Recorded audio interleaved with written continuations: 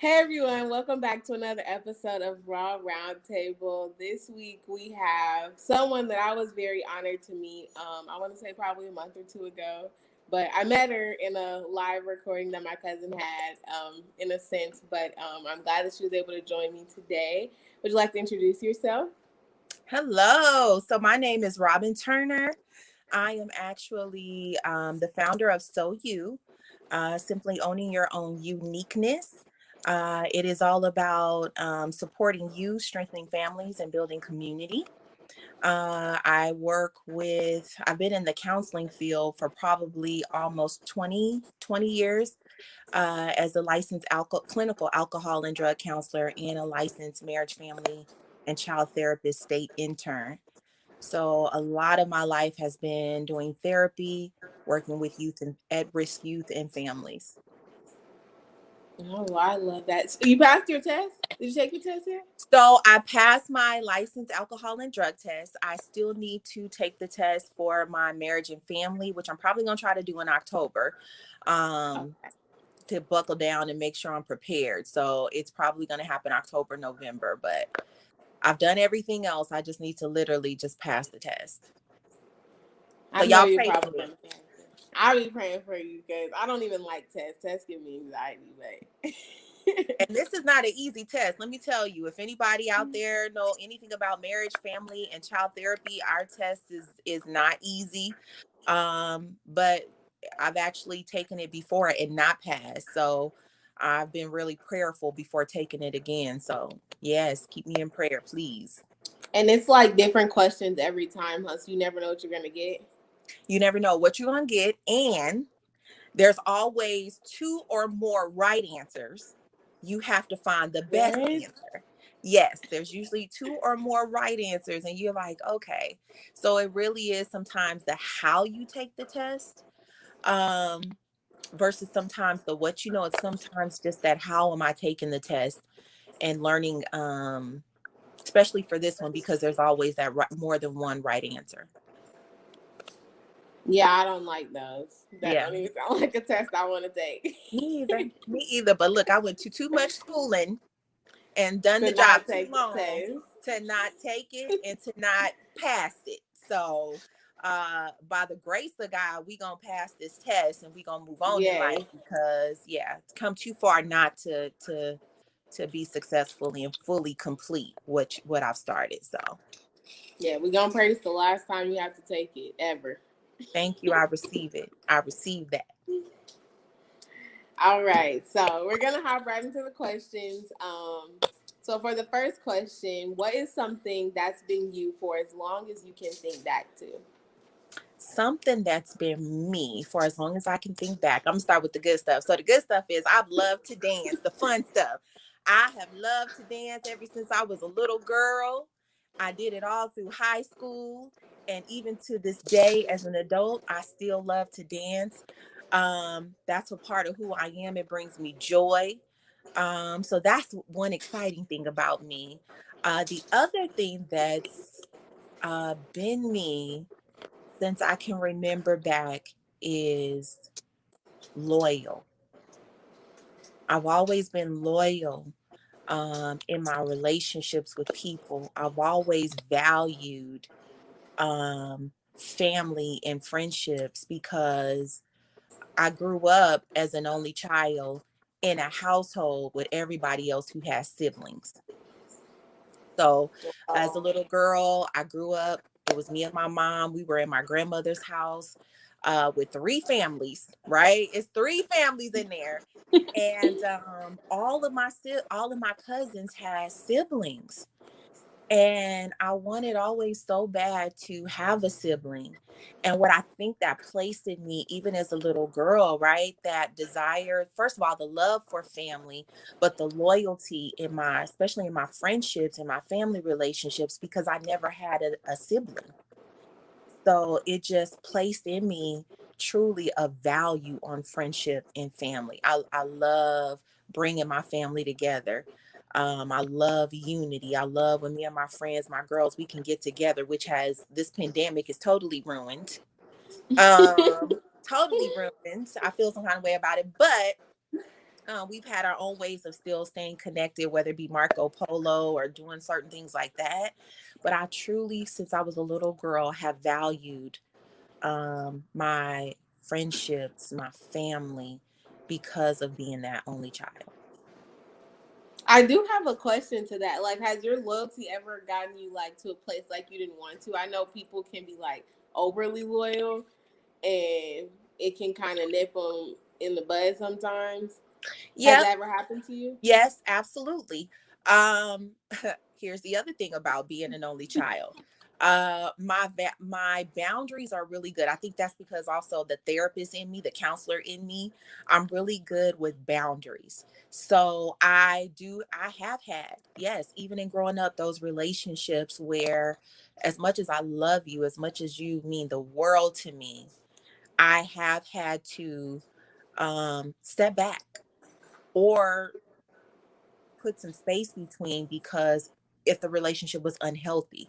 So yeah, I've had to do that and it was heartbreaking for me. It hurt. It hurt.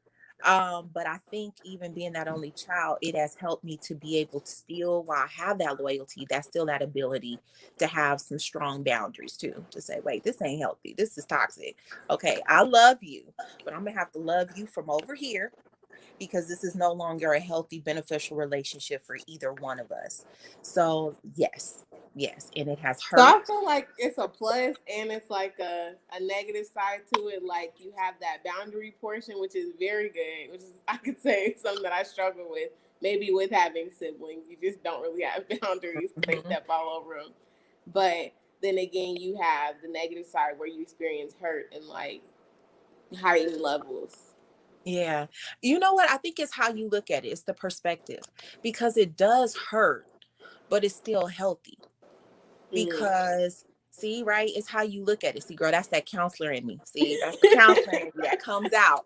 It does hurt, and that's something I had to grow into. So being young and being a teenager, yeah, I had to deal with some of the, dang, that's my friend, that's my, and sometimes even the spirit of God to be like, it's time to put some, because sometimes even growing up being an only child, maybe I wasn't always the best either, because sometimes my only childness would come out and that only childness would be like, look, trying to have my way in certain things, so therefore it's not healthy for me or the other person. Now growing up and maturing and becoming an adult, right, and also being the counselor, while it hurt back then, it was still healthy because of the fact it was an awareness that I'm either not good for them or they're not good for me, because this is not healthy. I can feel this is toxic for both of us. So when you put it in the right perspective, it hurt, but it was healthy. But it was healthy. But it That's was the healthy. important part. It was healthy. And that's the maturity part. That's as you continue to grow in your friendships and your relationships, you learn that sometimes that separation is not a bad thing. It's in the best interest for both of us because I can see that it's not healthy. Now, when you can see and you grow in that self-awareness and you can identify your faults, then you acknowledge your fault in it. And if it's something that you and that person can work through, then you work through it. That's what friends do. But when you can see that we getting stuck in something, then the mature thing is to say, I'm gonna have to step back, or they step back and be okay with them stepping back, and know that yeah, that hurt, but it was actually in the best interest for both of us. So it comes with maturity, it comes with growth. Girl, look, as you get seasoned, I don't want to say oh, as you get seasoned, Season. seasoned, right? You start to learn a lot about yourself and you start to learn a lot about the relationships that you have, and you start to protect your peace. Um, you start to protect your peace, like, this is not healthy. I'm gonna have to love you from over there. And it doesn't mean I don't love you. I just gotta love you over there and know that I'm praying for you over here. Mm. If that I'm makes praying for you over here. sense. I Our love love you. can't be right here no more. It It's gonna can't have be to be right like right here. here, right? It can't be right here, but I love you and I'm still praying for you over here. And here's the thing too, I don't know if I'm going off, girl. Tell me if I'm going off. But God has a And way you can too. expound on it how you want to, of course. It's all Yeah. on Well, God has a way too. And when the timing is right, there's been some relationships in my life that there was a season where apart, right? There was a season apart, and the season apart was for me to grow and for the other person to grow. And then, oh my God, today in my life, I've seen God bring the relationship back around, and we were able to talk about what was going on back then and really to pick back up, but from a healthier place because we've both grown. So sometimes it. too, if those relationships are godly relationships and they're meant to be, God has a way of like bringing it back around. And I'll be completely transparent here with you. I'll be completely transparent. Me and my god sister, there was some separation God put between us, and we came back around, and it's like never left off. But we were able to talk about those things today that separated us then, that also helped us to grow in our time apart. Now we're in such a healthier place. And that's the blessing sometimes that we don't see in the moment, but then come back around. It's like, oh my God, that was God. And look at how much you've grown and look at how much I've grown. And now we love each other right here. But the relationship is so much healthier. And you guys understand better, like when you come back, versus if you tried to talk right then and there, would have been a whole bunch of just It, craziness. it would have been a little bit of craziness because sometimes we're immature, right? Sometimes we're young and immature. And for me, I still had a little bit of my only childish ways, you know. And then you learn from those things. God shows you, you learn from them. Like, ooh, that was not cute. I was ugly back there in certain aspects. Or you see certain things in the other person. Ooh, that wasn't okay back there. And then when you mature, if it is a divine relationship, God brings it back around and you pick up like you never left off, but you're both better in that time apart. So sometimes those things are healthy even when they hurt. Mm, healthy. That needs to be a quote on a t-shirt or something. Healthy It's even when it hurts. healthy even when it hurts. It's like sometimes even in our, like, those dating relationships, I love you, right? But that don't mean we supposed to be together.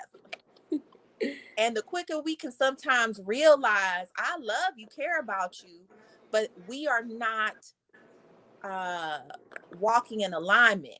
So it is in the best interest that we part. And we can do it with grace and love, knowing that we're just not the right fit for each other, versus trying to force and make it something, knowing the inevitable is going to be the inevitable, that we may have to part ways. And even though it hurt me, it was in the best interest for the both of us. And to get to that kind of place, I'm going to tell you, it takes God and it takes a level of growth and maturity. Most I'm giving definitely. some gems out there. I'm giving some gems, ladies Girl, and yeah, look, I need a gentlemen. notebook on the side. And sometimes it hurts, but it's healthy. And when you get through it, you walk away with so many gems, so much knowledge. Like, oh my goodness, now I understand why I had to walk away from that, or why there was a season we needed apart in this relationship. God, even in I'm gonna go to the word real quick. Even Jesus said, I have to tell, he had to separate from the disciples every now and then just to You get had to and be go. one with the Lord, right? So there are It was times that even only in our, promise. yeah. Them So boundaries. them boundaries, that you have to have some healthy boundaries. And here's the thing, it is also even a healthy maturity to know when and how to work through conflict. Maybe you don't have to necessarily walk away. Maybe it's something we were talking about a little bit today in my fellowship, my women's fellowship today. Sometimes maybe it isn't a walking away, but we do have to love each other enough to maybe say the hard thing in the relationship. Okay, you made me feel this, or you made me feel that. So sometimes we got to have those hard conversations with maturity, and we can still continue to walk together. The hard conversations. The I hard still have a problem with conversation. hard conversations, but I'm learning my way around hard It, conversations. Not and around it, but through it. and through it. But here's the thing, it is a learning process, and I'm gonna applaud you now for learning it now, because then when you get to where I'm at, it'll be something that is now a part of who you are. And you'll have even much more of a grace to have the conversations, even when they're hard. Yeah. So I Oh, know I well, I'm kind of glad went I'm going through it now. I'm glad I'm going through it now. But no, that was just great. That was great. So I'll go to the next question. What do you love about you? um, and I'll have to say that what I love about me is I have been able, even I think at a young age, to say the hard things sometimes. To say the hard things in my relationships. Now, the difference between when I was younger is it may have came out sideways back there. Back there it came out sideways. Now, as a seasoned woman, you learn how to say it, but you say it, the hard thing, with grace and love. And the thing that I love about me is that I'm willing to have the hard conversations with family, with loved ones. I'm a mother with my daughter. You know, I even tell her, look, if your mama can't tell you the truth, right? Mm, If you can't get the truth from me from a place of love, and you looking out there for the truth, that's gonna be a whole problem. So come to me and let me tell you the real raw truth from a place of that's my look. love, That's my mom. from a place of love and grace. Let me tell you, so that you're not looking for something out there where you could just, mama, hey, let me ask you something. And know that I'm gonna give you the real and the raw truth. But I'm gonna do it because I care about you, and my intentions for you are good. So receive that, even when it's uncomfortable and it's like, I don't want to hear that. It may be something, because we've lived already. So those are some of the gems that we know because we've done it and been through it. That it's like, look, I'm not just trying to just tell you this just to tell you to make you mad or get on your case.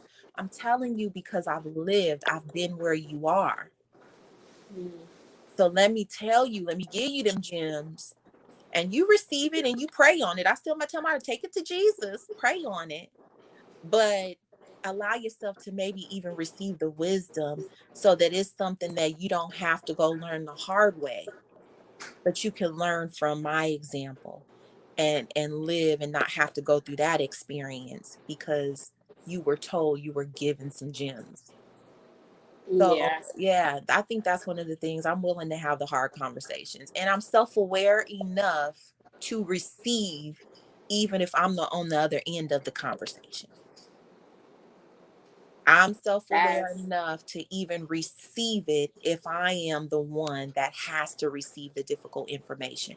Okay, when they just sit me down, let me get my heart right, I'm ready to receive what it is I may need to hear as well. So if you're going to give it, be willing to receive it too. you gonna give it, be willing to receive it. Because a lot of people take that defensive stance, like, Yeah, well, you did this too, and it's like, well, this is not what the conversation was about. It's about you, how they felt about what you did. exactly. And here's the thing, and I've always had this motto, true story. If I am in relationship with you and you can't tell me the truth about me, and I can't tell you the truth in love about you, then this is a surface relationship. This is a surface relationship. Because a real in-depth relationship, friend or family, I don't want you out there making certain mistakes, or I don't want to see you hurt, or I don't want to see you, you know what I'm saying, out there looking crazy either. Hmm. So because I love you, I'm willing for you to get mad at me. I'm gonna tell you the truth, but I'm gonna tell you it in love. I'm gonna be conscious of your feelings, but I'm gonna tell you, because if we are in a relationship, friendship, family, or otherwise, and we can't speak the truth, then this is still surface. Mm. Still surface. We ain't got raw yet. It's still surface. Still Yeah, surface. it's still surface. That's because I think it comes to a point. Like, I'm just thinking about it, where like some family members may be ready for the non-surface level, but some Mhm. aren't. And so that Mhm. caused conflict in and of itself, because some ready to take it there, some are not ready to take it there. And so normally that leaves the people who are ready to take it there having to level themselves out back to surface because other people aren't ready or either And not surround themselves.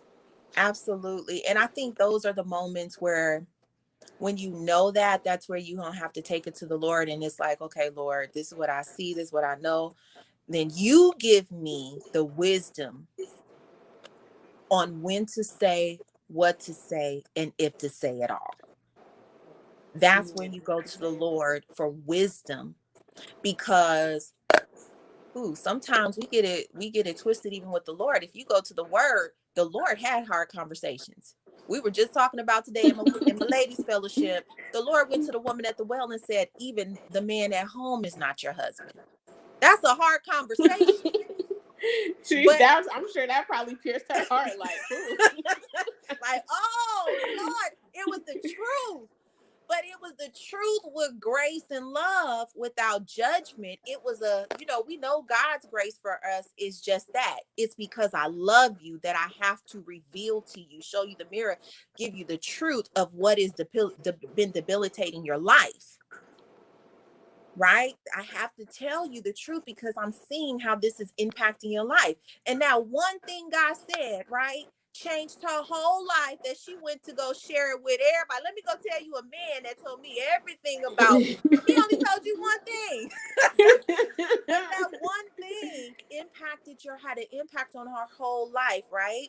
Sometimes that's what the truth does to another person. It unlocks, you know what I'm saying? That Yeah. bondage that you can be in. I was literally just sharing the story of a friend of mine, and I'm gonna throw it out there. She's one of my good friends. We've been friends for a long time. Her name's Natasha, and I remember I was in a dark place, and I put on the mask like everything was okay. Oh, I'm good. But this one friend called me in tears and said, "I don't know what's going on with you, but something is not okay." Something, and told me what she saw that let her know that something's not right. And because of that one friend being willing to come to me with the truth, it made me be introspective and say, yeah, you're not all right. Something's not right. You're not okay. And you're acting like it is, you know, and now you need to go work this thing out and quit acting like you good and you're not. Right? So that one friend that had the boldness to say, friend, that's not okay. And she said it with love. Then she said, okay, so friend, you ready? Okay, I'm ready. That's how we No, do our thing. Okay, so friend, you're ready? Okay, she I'm got straight ready. to the point. Okay, I'm ready. The ready is my heart is in the posture, right? To be like, don't put your guards down. This is coming from a place of love, and was able to tell me the truth about what she saw, right? So sometimes in our relationships, in our friendships, sometimes that's what we got to do. But you do have to seek the Lord for wisdom. You do have to seek the Lord for wisdom. And you do have to seek the Lord if he says, yeah, I need you to be the one to say that, but I need you to do it this way. And here's the thing, I'm going to give you the time. Because there's been times I had to speak a truth to a friend and I prayed on it. Lord, okay, you tell me if I'm even supposed to say that.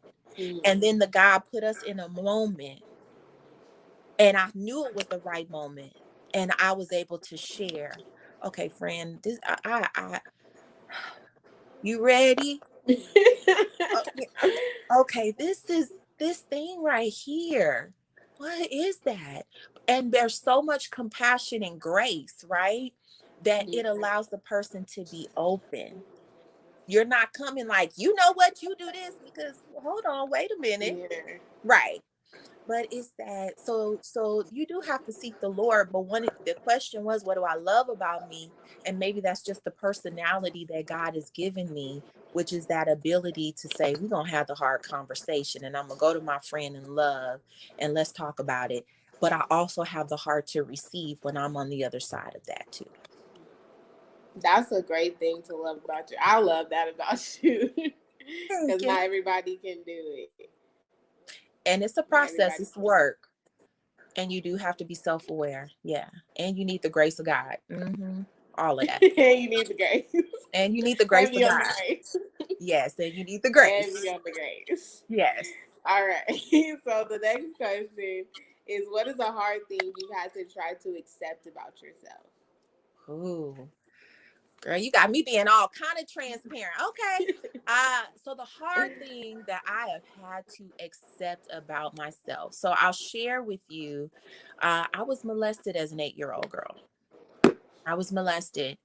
And from that, what I developed in me was I began to internalize things. So it made me, because I hid it for so long before I told anybody, it developed in me this internalizing my feelings, internalizing when I would go through certain things personally.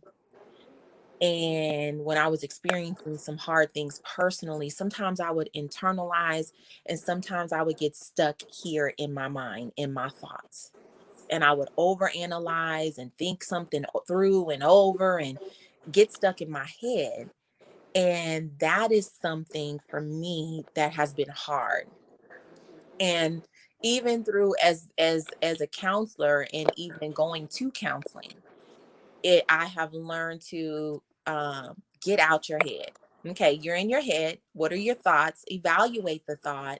And it's almost like God says, we were talking about this today, think on these things that are lovely, beautiful, kind, all these things, because you're letting your thoughts go here. And where does the enemy play with us in our mind? So because of that trauma experience that I went through, that hard thing I've had to deal with is getting out of my head and getting out of my thoughts and not letting the enemy say things, using my word to speak. Nope, speaking to my spirit. Nope, that's the nope, we ain't doing that today, and realigning my thoughts with the Father. But because of my trauma, I had a challenge with that uh for a long time. And I think that's why when I said as a young girl, it's the thing I love about me. I would say what needed to be said, but then sometimes it would come out sideways. It would come from here, out of here, and it came out sideways.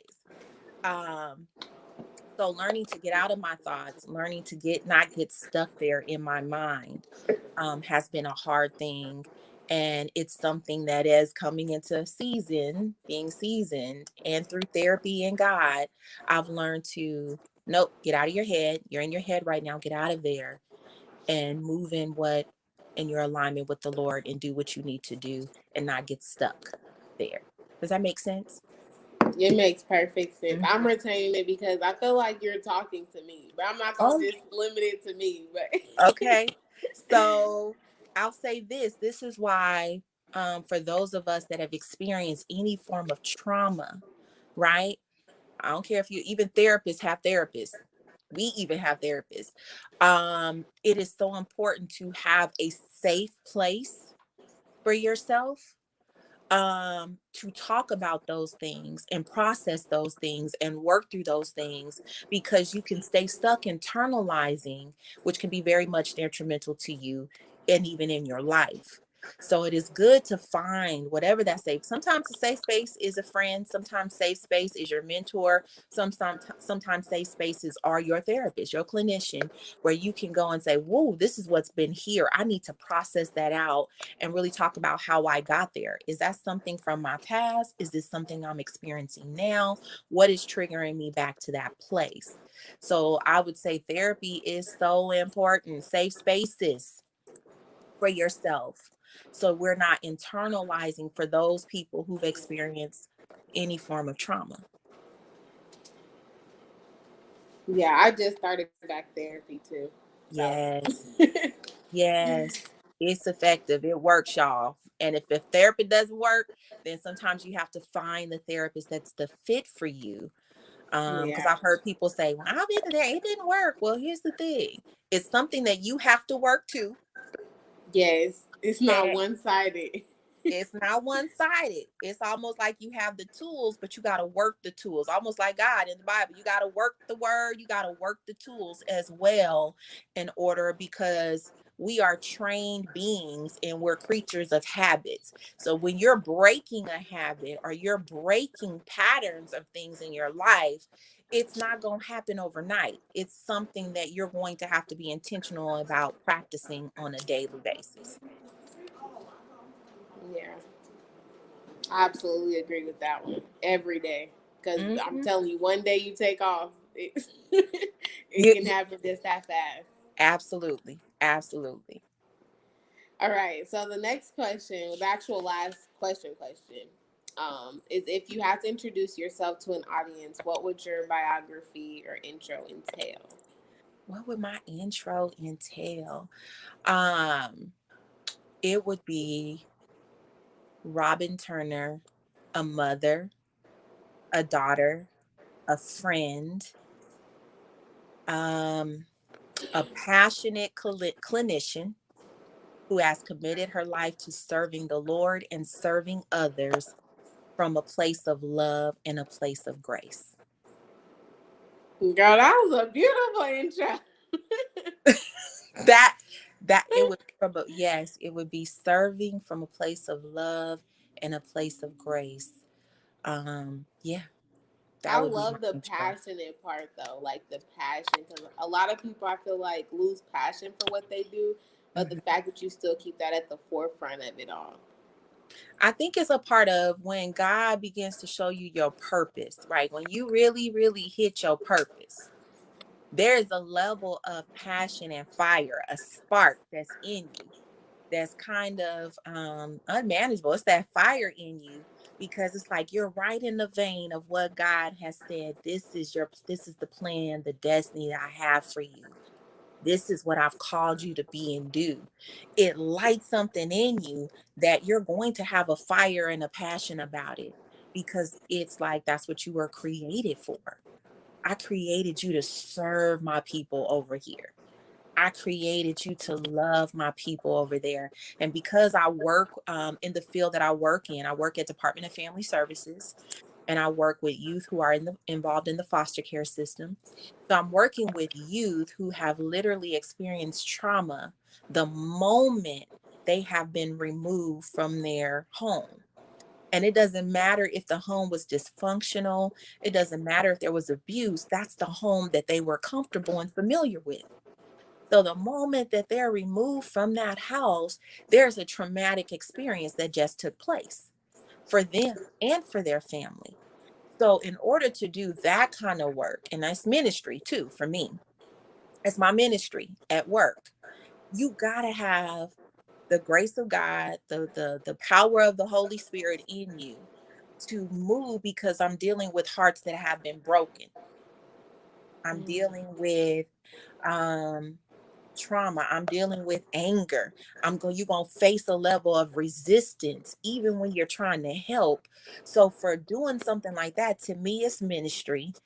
And it's like you gotta have a heart, you gotta have a passion. And sometimes it's unfortunate because I come across people, and I'm gonna be honest, that don't have the same heart. It's a job, I'm going to it, this is what I'm gonna do, and this is what they want me to do. But it's a different thing when you serve, when you know you're coming into work. I'm doing what God has me to do right in this moment. This is ministry. Every time I step on this place of work, this is ministry because I'm also serving people for God. Mm. So when you come and you know that, there is a heart, there is a passion to do the will of God in the life of people. Because when we leave, you leave all this stuff here and you go up to see the Father. And the thing that's going to be the most important is the impact that you had on his people. His That's people. his people.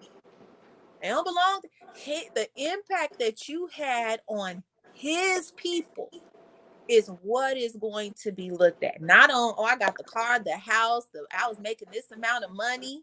And I ain't gonna lie to you, at my younger age, that's kind of was my mindset. And God had to get me all the way, humble me, bring me all the way down and say, whoa, whoa, whoa. It ain't about none of that. This is about service. And when you're serving, it is about, okay, I'm doing ministry. And in doing ministry, Lord, get my heart right, set a fire in me for the things of you. So now I'm moving in the power and the anointing of the Holy Spirit. And that's what stirs up the passion for what I'm doing. So it is sometimes even, okay, Lord, what did you create me to do? What have you designed me to be? Because then you're gonna feel that spark in you, that light in you, that fire in you that's gonna help drive you and move you to do his will. Yeah, and I think it just goes to say you have to be connected to something. Or Yeah. I think passion will die no matter what. You have to be connected to something. Yes, you got to be connected to the source, because this is a wearing job too. It can wear on your heart, it can wear on your mind. So I have to go back and connect to the source. I got to pray, Lord, I'm going to here today. Lord, give me strength, Lord. Yes, you're absolutely right. You Yeah. have to And be staying connected. connected helps you move in the likeness of him. And you show people him just by being you. Absolutely. Absolutely. Very true. Because we are the demonstration of him every time we connect Mm-hmm. with another person. And that's We what we are. got to remember. Every time I'm connected with another person, I'm supposed to be the demonstration of him. It don't matter how they are. I was just talking to one of my friends about this, and she said somebody told her one time that you might be the first Bible someone reads or the first Jesus someone meets.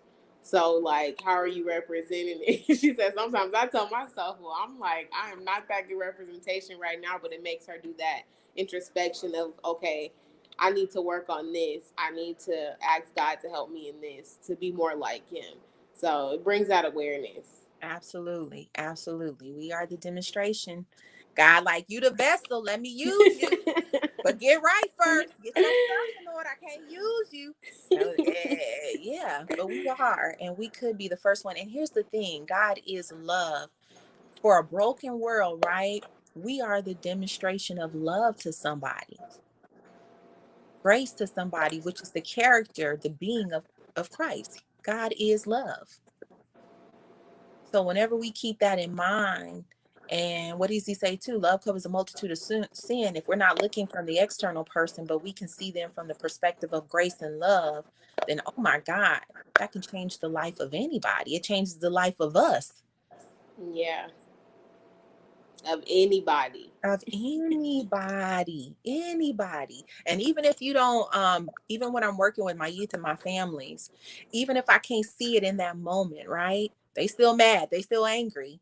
I do know, okay, but you planted a seed, and you just may not get to see how that seed comes up, but you Mm. still planted a seed. That takes level of maturity to know like that you planted a seed, and I That you walk away planted a like, seed. okay, they didn't receive none of that because I'm not gonna lie, to have moments like that. Mm, I have too. Lord, what? You want me to do what? They ain't received nothing. Or sometimes God will say, go say this, or go love on, or go call that person. But you be like, what? And then you just be obedient. And then when you see on the other end, oh my God, that was right on time for that person. Yeah. They needed that. And it does take maturity. I ain't gonna sit up here and tell you and make it look like I've done it all right all the time. Nope, nope, nope. I ain't gonna do that.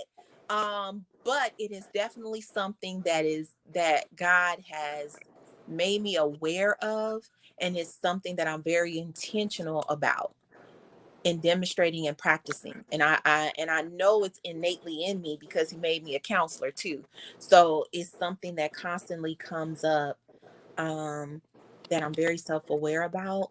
And I would just encourage anybody, just remember that your grace, the love that you can demonstrate to somebody else, can be life changing.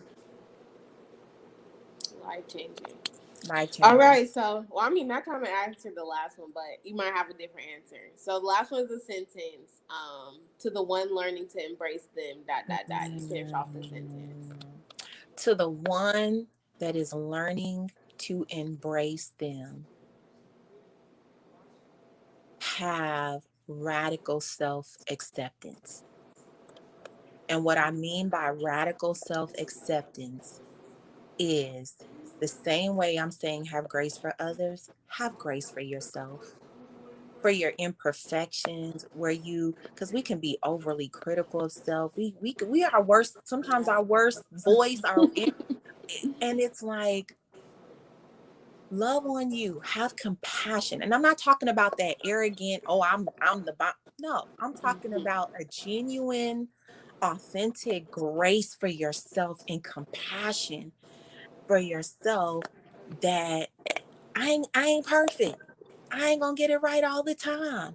And God loved me and my imperfections. But if we can embrace even the imperfect parts of ourselves and love even the imperfect parts of ourselves, it will help us to be our authentic self. Does that make sense? Yes. Grace and compassion for self, because we know that God gives us grace, but sometimes we don't display the grace for ourselves. Our internal voice that you should have did this, you didn't do that right, or you did, that can sometimes come up, can be the very thing that makes us stay stuck or be in unhealthy relationships or not cause us to move forward like we should. That internal voice, that inner enemy, right? And that's where it is times where you like, okay, I need to take that same grace that God has given me, internalize that thing, and know that He loves me even in my imperfection. I don't gotta be perfect. I just gotta love Him, embrace and accept all that He made me to be, because He already see it, and He still love me anyway. Now, if I can do that for me, then I can do it for somebody else. Sometimes what's a challenge for us to be for somebody else, because we ain't learned to do it for ourselves. I think it's and again, this is probably go back and read the whole thing, but even when He says love your enemy as you love yourself, do you love yourself? Because it's going to Then be you hard to can't love love your somebody else if you haven't fully accepted and embraced you. So, and if it is a struggle in that, that's sometimes where we need the grace, we need God to go back to those places that may be broken in us. And so He can begin to heal those areas. I think that would be number 2, heal. Heal. Allow God to heal you so that you can embrace you. That I've never thought of that scripture like that. Love your enemies as you love yourself. And the question is, do you love yourself? Because it say a whole lot. If you're not loving to you, then how are you going to be that to somebody else? That's so true. And I think that's why God loves us the way that He loves, and He's the one that's so loving and graceful towards us, because His love shows us how to be it towards ourselves so that we can go out and be it towards other people. Well, that's all the questions that I have. I'm gonna have to go back and watch this over because I'll take it all in over again. Well, praise God. Lord, thank you. I pray that it was something, I don't know, I just pray that it helps somebody, that it's wisdom, because one of the things that I've learned too is, and I would say this to my young folks too, that I even do for myself: go get somebody older and smarter than you. I have mentors, I have women of God in my life, that are Elizabeths and Naomi's, that have lived it already, right? So they have that wisdom, and they know the Lord. They have that wisdom to plant seeds in us that can help us. So you're not doing this thing by yourself as a young person. So embrace the wisdom of someone that is seasoned, and continue to be a blessing and pour out to others that are younger or even the same age.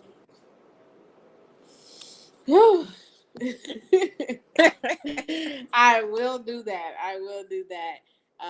Thank you so much again, just for being on here, for being transparent, for being ready and willing. And yeah, I hope to have you back sometime soon. Oh, well, if you have me back, I'm ready and willing.